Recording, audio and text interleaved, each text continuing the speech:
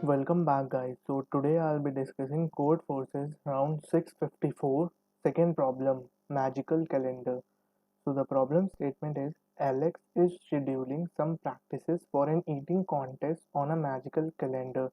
The calendar is unusual because a week contains not necessarily 7 days. In detail, she can choose any integer k which satisfy means k less than equals to r and lies between 1 and r. K lies between 1 and r. And set k days as the number of days in a week. Alice is going to paint some n consecutive days on this calendar.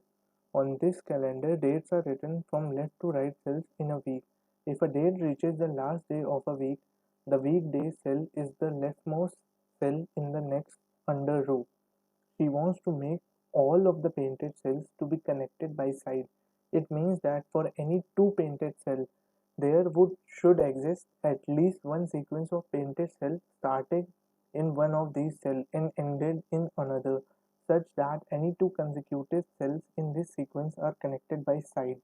Alex is considering the shape of the painted cell. Two shapes are the same if there exists a way to make them exactly overlap using only parallel moves parallel to the calendar side. For example, you can see they have given three pictures and the first and the third are similar because in this row the last two are painted same as here and in the next row three are painted, so you can say these two shapes are similar, the first and third. Only first second are different, so these two shapes that are different will be counted in our example.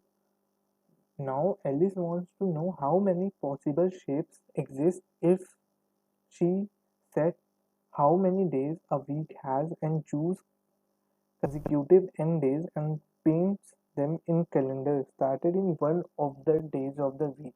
As was said before, she consider only shape there are cells are connected by side. So what does this mean is that all the cells should be connected. There shouldn't be any cell that is not connected to any other colored cell.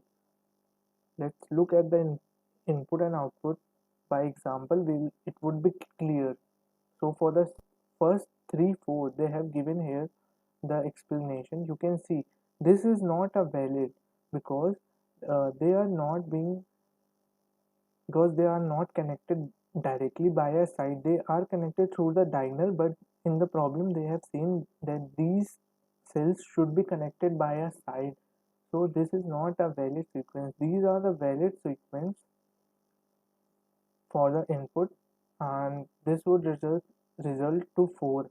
And also let's look here, these shapes are correct but these three shapes would be considered as a single shape because these are the repeated shapes formed by this. And when we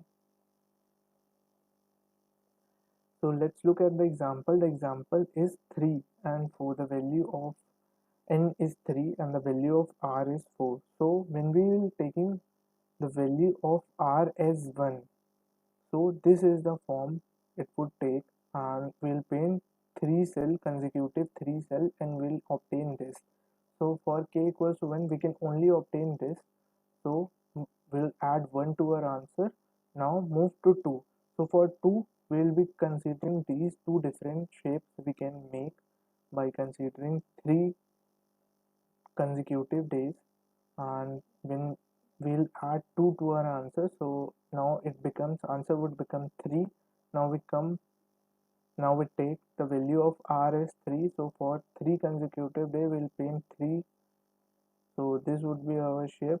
Now we'll come and we'll increment our days in the week to 4, and for 4 you can see these are the shape we have already formed in when we take the number of days in the week as 3, so these are repeated.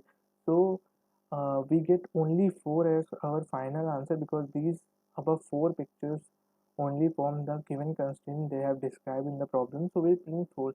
Likewise you can print all the answer. Now let's look at some example I have created. So this example was given in the question, but I'll be explaining it in more detail.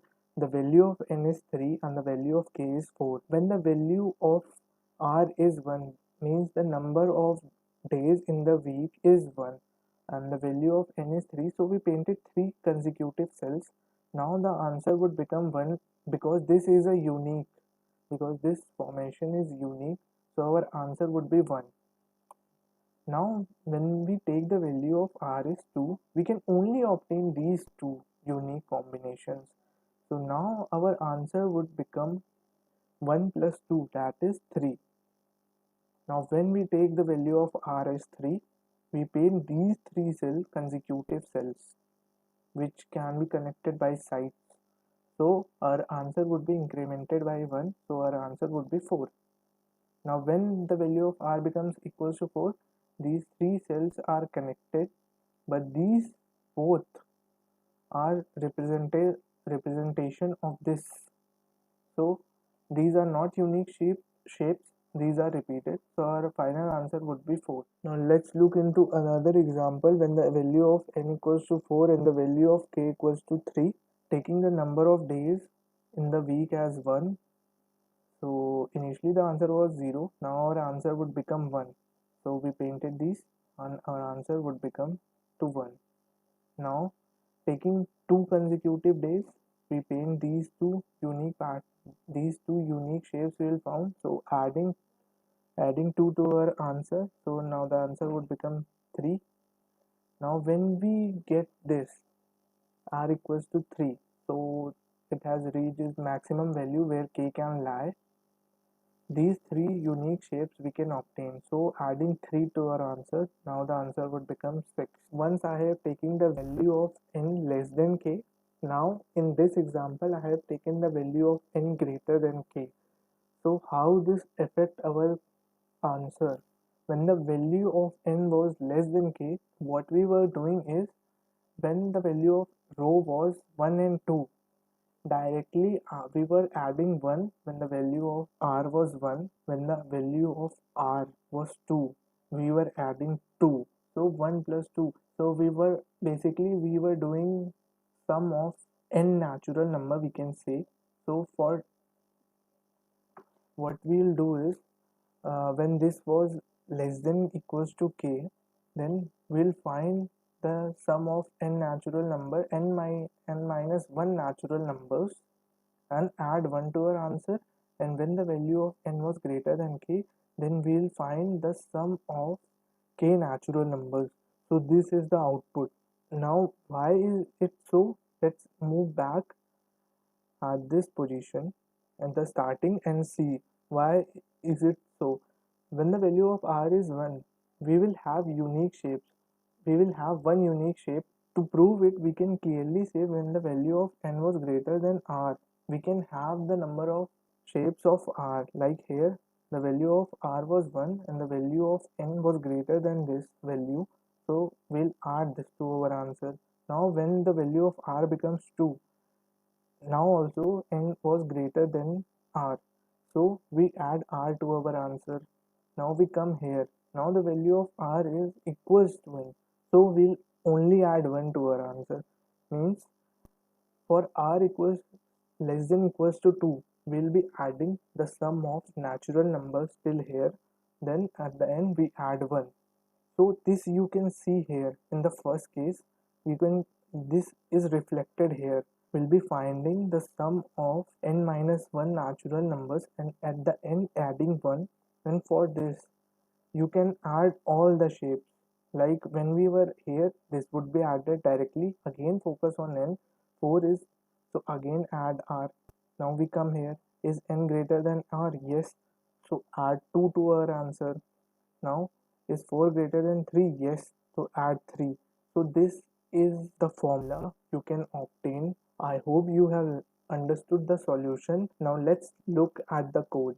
So this is the code I have implemented. The number of test cases, variable a and b. Now when the value of a, first condition of if a less than equals to b, then printing the sum of a natural numbers, a minus 1 natural numbers, and adding 1.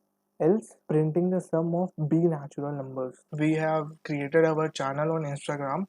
You can follow us there. We'll be posting updates of our videos and some funny stuffs also there. I hope you like this video, and if so, then hit the like button. And if you are new, don't forget to hit the subscribe button, and also don't forget to hit the bell icon.